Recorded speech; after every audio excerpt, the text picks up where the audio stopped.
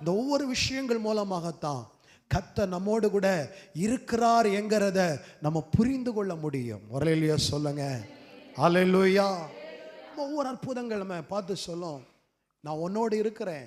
சில நேரத்தில் கர்த்தருடைய வார்த்தை நம்ம பார்த்து வர உன் கூட இருக்கிறேன் அப்படின்னு. சில நேரங்களில் அவர் செய்கிற காரியங்கள் சொல்லும், உன்னை நான் கைவிடலை, உன்னை விட்டு நான் விலகலை, உன் கூடவே இருக்கிறேன் மகளே, உன் கூடவே இருக்கிறேன் மகளே என்று சொல்லி அவர் செய்கிற ஒவ்வொரு அற்புத செயல்களும் அவர் நம்மோடு இருக்கிறத உறுதிப்படுத்தும்.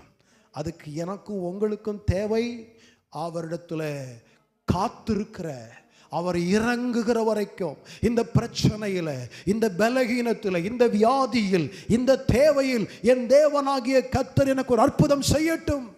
மனுஷர்கள் எங்கள் கண்ணீரை துடைக்க வேண்டியதில்லை, மனுஷரிடத்தில் எங்களுக்கு ஆறுதல் வர வேண்டியது இல்லை.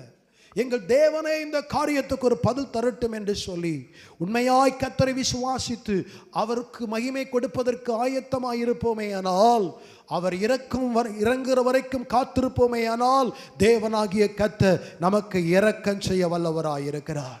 லூக்கா 18ஆம் அதிகாரத்தில் தம்மை நோக்கி இரவும் பகலும், தம்மால் தெரிந்து கொள்ளப்பட்டவர்கள் தம்மை நோக்கி இரவும் பகலும் அவரை நோக்கி கூப்பிடுகிற விஷயத்தில் அவர் நீடிய பொறுமையுள்ளவராயிருந்து இரக்கம் செய்யாமல் இருப்பாரோ, நியாயம் செய்யாமல் இருப்பாரோ?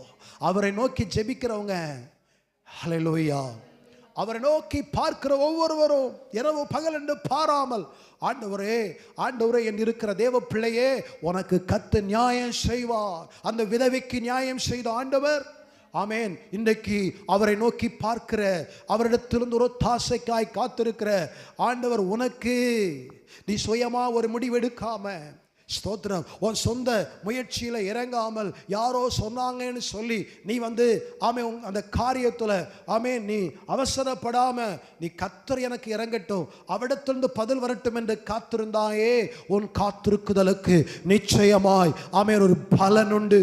ஆமேன், ஸ்தோத்திரம், உன் காத்திருக்குதலுக்கு ஒரு முடிவுண்டு.